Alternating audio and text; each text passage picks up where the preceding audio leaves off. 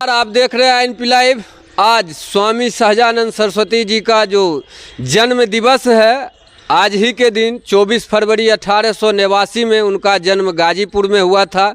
बहुत बड़े किसान नेता थे, किसानों के हित में अनेकों कार्य किए थे। तो आज उनके इस जयंती के अवसर पर श्री कृष्ण मेमोरियल हॉल में भूमिहार ब्राह्मण एकता मंच के द्वारा इस श्री कृष्ण मेमोरियल हॉल में जो उनका जन्मदिन मनाया जाएगा, तो उसी अवसर पर यहाँ जो बिहार के कोने कोने से लोग आ रहे हैं, भूमिहार ब्राह्मण एकता मंच के जो लोग हैं, उस संगठन से जो जुड़े हुए लोग हैं, वो आने लगे हैं श्री कृष्ण मेमोरियल हॉल में। तो मैं उनसे भी जानना चाहूँगा कि स्वामी सहजानंद सरस्वती जी का क्या योगदान था। किसान आंदोलन के लिए उन्होंने अनेकों कार्य किए हैं और भूमिहार ब्राह्मण विचार नाम से एक किताब भी लिखे हैं, और बाद में जाकर एक कर्मकांड के नाम से भी उन्होंने 1200 पृष्ठ का एक किताब उन्होंने लिखे थे। अनेकों कार्य किए थे स्वामी सहजानंद सरस्वती जी किसानों के हित के लिए।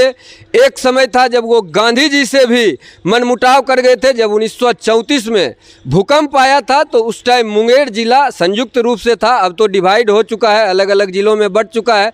तो जब 1934 में भूकंप आया था, किसानों का कमर टूट गया था, फिर भी जो जमींदार लोग थे वो माल गुजारी छोड़ने के लिए तैयार नहीं थे। तो स्वामी जी गांधी जी से मिलने गए थे और उनसे गुहार लगाया था कि मालगुजारी को ख़त्म किया जाए। इस संकट की घड़ी में जब किसान खुद परेशान है इस भूकंप की त्रासदी से, उसके बाद भी मालगुजारी लिया जा रहा है, तो गांधी जी को इस बात का पता ही नहीं था। तब जाके उनको लगा कि अब हमें ही कुछ करना पड़ेगा।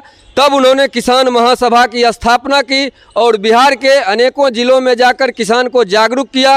एक समय था उनके सदस्य, किसान महासभा का सदस्य लगभग 3 लाख लोग हो चुके थे। स्वामी जी किसानों के लिए बहुत अच्छे कार्य किए। उनका सीताराम आश्रम था जो बिहटा के पास है, वहीं से वो संचालित करते थे, किसानों के हित के लिए आंदोलन करते थे। और आंदोलन भी ऐसा नहीं कि तुम चले जाओ, खुद अगली पंक्ति में खड़े रहते थे स्वामी जी। स्वामी जी के बारे में मैं आपको और भी बातें बताऊंगा कि किस तरह से उनका जीवन रहा है। तब तक मैं बात करता हूं जो भाग लेने के लिए, उनके जयंती को मनाने के लिए श्री कृष्ण मेमोरियल हॉल में आए हुए हैं। चंदन कुमार गोरे जी हैं, ये कोई परिचय के मोहताज नहीं है, सभी लोग संगठन में इनको जानते हैं। चंदन जी आए एनपी लाइव से बात करने के लिए। आपको भी स्वागत है और जितने भी दर्शक हैं उनको भी मैं धन्यवाद देना चाहता हूं कि इस चैनल से जुड़ करके छोटे छोटे लोगों का भी वीडियो देखकर इतना प्यारा आशीर्वाद देते हैं। तो आज जो आए हैं स्वामी सहजानंद सरस्वती जी का जो जन्म दिवस है, उनका क्या मुख्य उद्देश्य है आपके संगठन का? देखिए आशुतोष भैया तो साफ साफ कह दिए कि हम उस परिवार से आते हैं जहाँ के किसान का जन्म होता है, और आशुतोष भैया भी किसान हैं, हम सभी किसान हैं। और किसान का हालात जो बिहार में है ये किसी से छुपा हुआ नहीं है। जब से मोदी जी आए हैं तब से यूरिया तक मिलना मुश्किल हो गया है। तो किसाने का ना समस्या है, एक एक छोटा छोटा किसानों के पास बहुत सारा समस्या है, और उसी समस्या को दूर करने के लिए और आज ही एक बड़ा घोषणा भी आशुतोष कुमार जी करेंगे कि किसान की लड़ाई किस हिसाब से लड़ी जाएगी और कहाँ तक कैसे संभव होगा इसका। जो स्वामी जी का सपना था किसान के हित में कार्य करने का, आज आपको नहीं लग रहा है कि बहुत पीछे चला गया, कोई आवाज़ उठाने वाला नहीं है, सिर्फ अपने हित की बात सोचता है? देखिए बिहार में जाति जाति खेलने के अलावा किन्हीं को कुछ फुर्सत है नहीं। अगर कोई किसानों की बात करें तो बोलते हैं कि जो मतलब कि ये सबको कोई काम है नहीं। लेकिन सबसे बड़ी बात है कि आज हम सब जो हज़ारों की संख्या में इस हॉल में जुट रहे हैं, सभी एकदम छोटे से लेकर बड़े तक सब किसान परिवार से यहाँ पे आ रहे हैं। और अगर ये सब युवा अगर किसानों की लड़ाई नहीं लड़ेंगे तो नेता सबके बस का बात नहीं है कि किसान का लड़ाई लड़ना, क्योंकि वो उनको अपना परिवार से फुर्सत नहीं है। तो देख लीजिए कि स्थिति बिहार का क्या है। जब बिहार का स्थिति नहीं संभल रहा है तो ये किसान का लड़ाई कहाँ से लड़ेंगे? स्वामी जी जब किसान की बात करते थे तो किसान में तो सब जाति आते हैं, किसान का तो कोई जाति होता नहीं है। हम कहाँ कह रहे हैं कि जो यहाँ पे सिर्फ भूमिहार ब्राह्मण समाज के आएंगे, हम बोल रहे हैं यहाँ हजारों नौजवान यहाँ पे युवा साथी जो आएंगे सभी किसान परिवार से आते हैं और वही यहाँ पे आएंगे। मैं यहाँ की बात नहीं कर रहा हूँ। आज आप देख रहे होंगे कि जो महापुरुष थे उनको जाति जाति में बांट दिया गया है। आज कोई भी पार्टी बड़े स्तर पर स्वामी जी का जो जन्म दिवस है उनको नहीं मना रही है। देखिए जब इस किसानों का डर बड़े पार्टियों को सताने लगा तो यहाँ कुछ अभी पता चला है कि एक मोदी जी के जो राइट हैंड है वो भी आ रहे हैं किसानों के स्वामी सहजानंद सरस्वती के जयंती मनाने के लिए बिहार में, क्योंकि इससे पहले नहीं हुआ था। और पहली बार हमने सुना है कि कोई हमारे देश के गृह मंत्री यहाँ पे आ रहे हैं इतने बड़े आयोजन करने के लिए, गौरव की बात है। लेकिन हम सब आज मना रहे हैं तो हम सबको देखा देखी पीछे से वो भी आ रहे हैं, तो अच्छा बात है किसानों की बात करने के लिए। मनाने से क्या होगा, ठीक है जयंती तो आज मना के चल जाएगा, लेकिन जो स्थिति है किसान की आज बिहार में, उसके लिए आपका संगठन क्या करेगी? देखिए, हमारा संगठन हर रोज कहीं ना कहीं समाज के बीच में रहते हैं, किसानों की लड़ाई ही लड़ते हैं और आगे भी लड़ते रहेंगे। आप देखते हैं जब भी किसानों की बात होती है हम सड़क पे ही रहते हैं किसान के लिए, क्योंकि हम भी किसान के परिवार हैं। हमारा हर एक गांव में देखिए जाकर के या कहीं भी किसान के बगैर कोई भी चीज़ संभव नहीं है। कोई मजदूर हो, मजदूरी अगर उसी किसान के खेत में अगर बढ़िया से फसल उपज नहीं होगा, बढ़िया उचित मुआवजा नहीं मिलेगा, तो हम मजदूर का भी भरण पोषण नहीं कर सकते, क्योंकि हमें ही खुद नहीं रहेगा तो हम मजदूर को कहाँ से दे पाएंगे। इसलिए हम हर रोज किसान के ही बात करते हैं, किसान के हक के लिए लड़ाई लड़ते हैं। पहले तो जब जमीनी प्रथा थी, जमींदारी थी, तो एक मालगुजारी टैक्स लिया जाता था। उस पर स्वामी जी का एक बयान भी आया था कि कैसे लोगे मालगुजारी, लठ हमारा जिंदाबाद। तो आज जो किसान त्रस्त है, टैक्स से खाद का दाम इतना बढ़ गया है, तो इसको आप लोग कैसे हटाइएगा? देखिए, जो हमारे स्वामी जी कहकर गए वो कोई गलत नहीं बोले थे और वही समय आज भी है।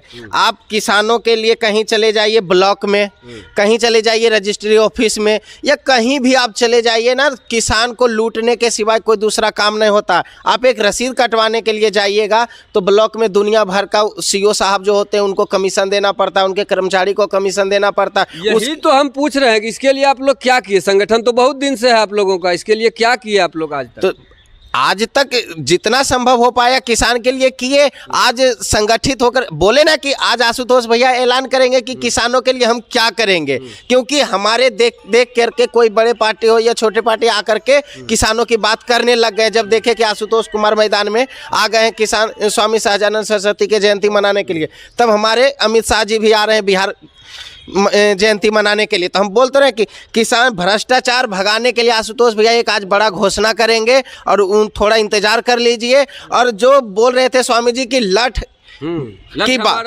हाँ, लठ हमारा जिंदाबाद, तो वही लठ हमारा जिंदाबाद होगा। सिर्फ आज कुछ घंटे का इंतजार कर लीजिए, आशुतोष भैया का बयान आने दीजिए, जो घोषणा करेंगे फिर लठ हमारा जिंदाबाद कैसे होता है और कैसे भ्रष्टाचार नहीं भागेगा, किसान को कैसे परेशानी होगा, हम सब देख लेंगे। नहीं तो आज आपका जो ये भूमिहार ब्राह्मण संगठन है, ये सभी लोगों के निशाने पर रहता है। आप कुछ दिन पहले देखे होंगे जगदेव प्रसाद कुशवाहा जी का जब जयंती मनाया गया था तो उसमें कह रहे थे कि 90% हम लोग हैं, 10% का अधिकार नहीं चलेगा, उनका शासन नहीं चलेगा। तो किसान में इस तरह की कैसे बंटवारा कर दिया? किसान तो सब लोग। देखिए, हमारे बरमेश्वर मुखिया जी भी किसानों की लड़ाई लड़ते थे। वहाँ तो कोई जातिवाद नहीं था, कोई भेदभाव नहीं था। जब भी किस जमीन पर झंडा लाल गाड़ा जा रहा था तो उस टाइम तो सभी किसान के लड़ाई लड़ रहे थे। कोई भूमिहार और ब्राह्मण और राजपूत लाला का तो लड़ाई नहीं लड़ रहे थे, किसान सभी किसान के जमीन पे झंडा गाड़ा जा रहा था नक्सलियों के द्वारा। तो हम उसका जो एजेंडा है 90 पे 10 करना करे, उससे हमको लेना देना नहीं। हम तो किसान की लड़ाई लड़ते हैं, हम गरीबों की लड़ाई लड़ते हैं। वो सब कौन लोग हैं? उस सब के सब नक्सली उनके साथ है, जो कि अति पिछड़ों लोगों पे, हरिजन लोगों पे, दलित लोगों पे राज करता है।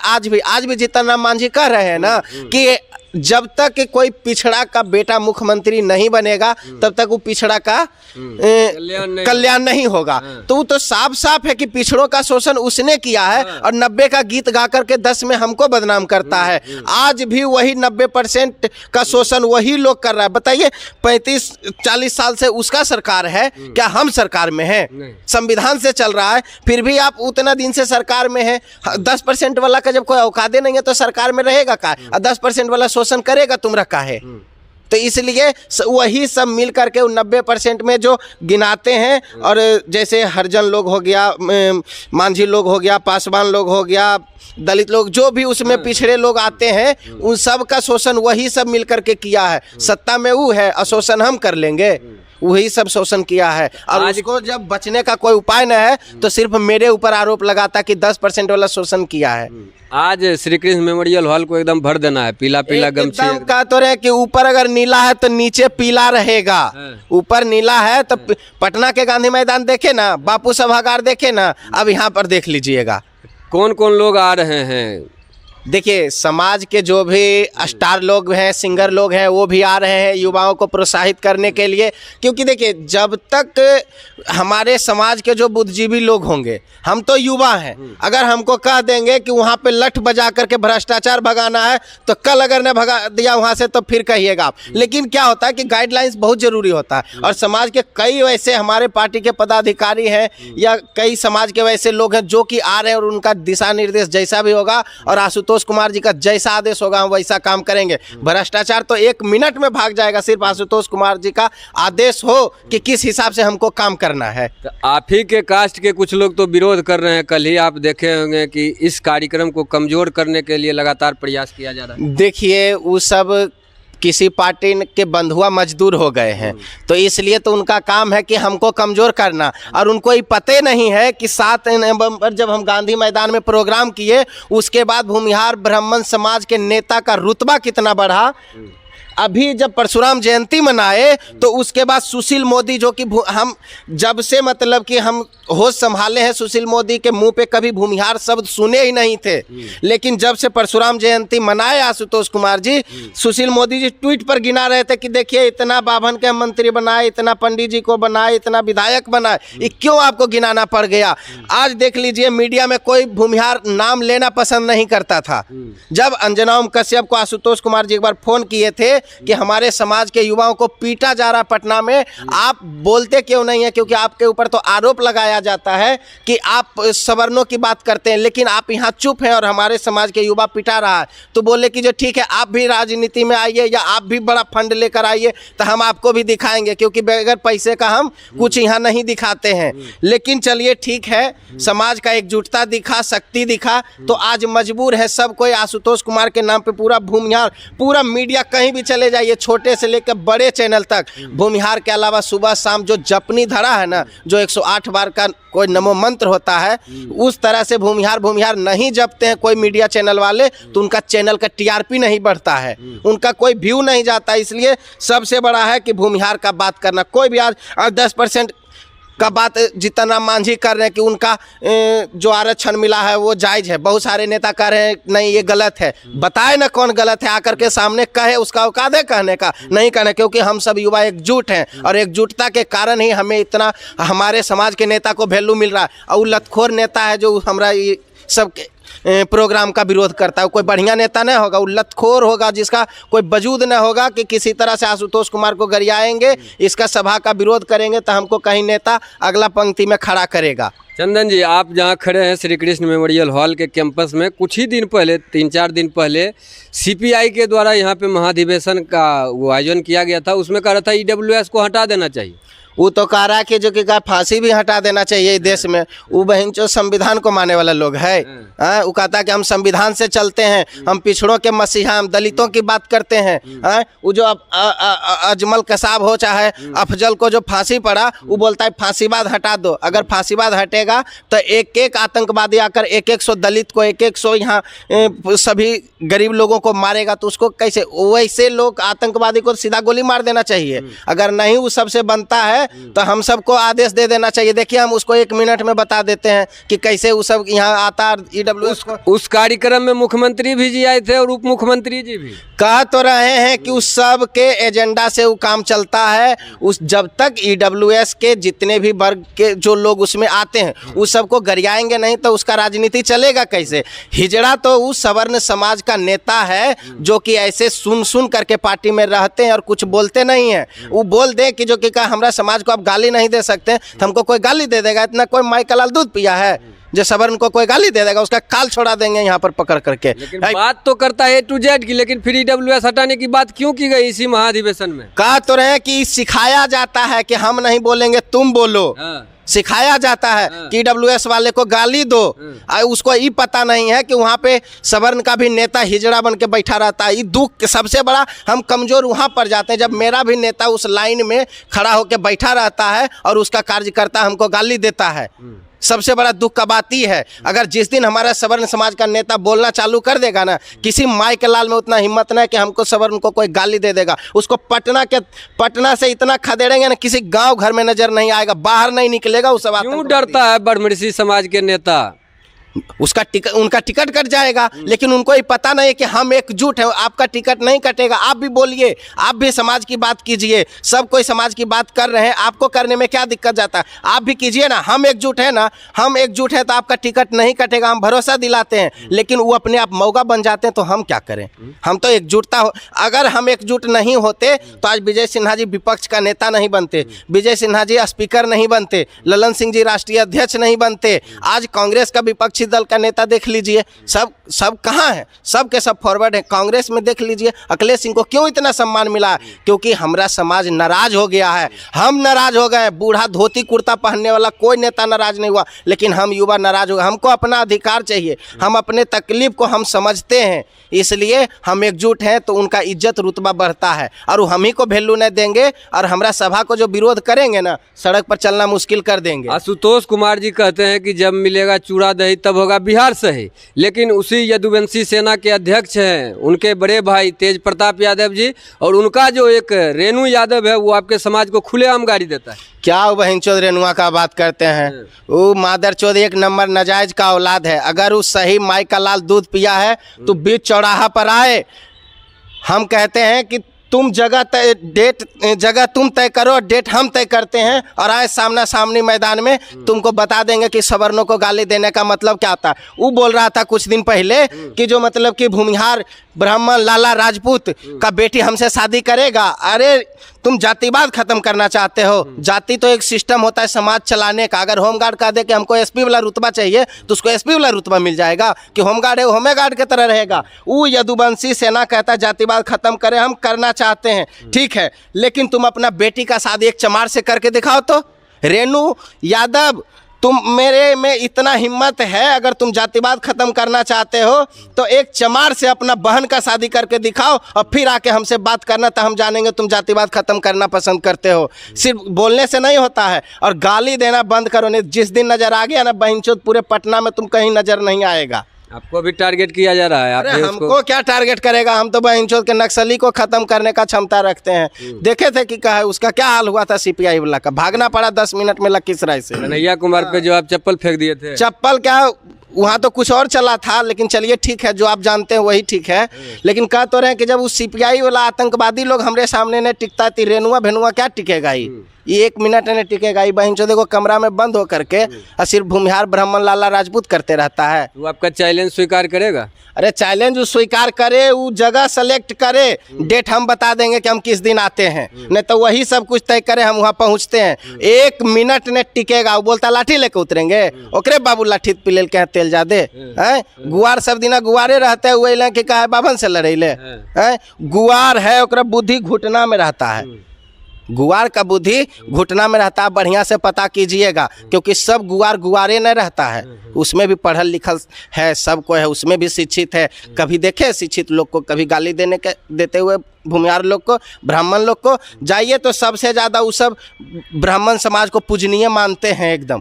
वो कभी ना पूजा पाठ करवाते हैं, लेकिन मनुवादी विरोध करेंगे। बोल तो रहे कि वो लोग विरोध करते हैं जिनको कोई पूछने वाला न है, रास्ता चलते वक्त न उस पर कुत्ता ने भूकना पसंद करता, वही लोग गाली देता है ताकि हमको जल्दी से जल्दी हाईलाइट हो जाना पसंद है। उस साला कोई पते न है कि बाहर निकलेंगे तो कितना लोग खड़ा है जो कि हमसे सवाल करने के लिए। और सवाल का मतलब पता है कि क्या होता है? सवर्णों का सवाल, बोली निकलेगा ना तुम्हारा टाइट से तो इधर से गोली चल जाएगा, ऐसा होता है सवर्णों का सवाल। लेकिन उन नाजायज के औलाद को क्या पता कि सवर्ण का ताकत क्या है? वो सिर्फ भों एगो कमरा में बंद करके छोटा छोटा आप जैसे मीडिया को बुला लेता है, टेटियाते रहता है। और उसको तो मीडिया वाला को बेचारा को क्या, उसको तो टीआरपी चाहिए। तू गरिया रहा है तो देख रहा है, सवर्ण समाज के एक भी नौजवान साथी को बता दीजिए उस साला का नाम लेता होगा? उसका नाम पर थूकना पसंद नहीं करता है। हम भी नाम उसका नहीं लेना पसंद करते, लेकिन क्या करें, आप पूछे तो बताए। वो बहनचोद इतना नाजायज के औलाद है, वो गाली देते चलता है। किसी सवर्ण को देखें कि चमार को गाली देते हुए, हरिजन को गाली देते हुए, यादव को गाली देते हुए, पासवान को गाली नहीं, सबका सम्मान ही जाति करता है। लेकिन वो कुछ लफंगे टाइप के जो लोग हैं, वो गाली दे करके जल्दबाजी में नेता बनना पसंद है वो सबको। ये नहीं पता कि जल्दबाजी का नेता कितना महंगा साबित होता है, ये उसको भी पता नहीं है। वो आज़ादी से पटना में नहीं घूमता, रात में निकलता है, रात में। दिन में वो निकल कर दिखाए कि हम यदुवंशी सेना के राष्ट्रीय अध्यक्ष हैं, सारा सेनागिरी गांड में घुसा दिया जाएगा 2 मिनट में उसका। तो आप सुन रहे थे चंदन गोड़े जी को, ये संगठन के क्रांतिकारी कार्यकर्ता हैं। तो मैं इनको धन्यवाद देना चाहूँगा हमारे चैनल से बात करने के लिए। आपका बहुत बहुत धन्यवाद। आपका भी। तो आप बने रहिए INP लाइव के साथ। नमस्कार।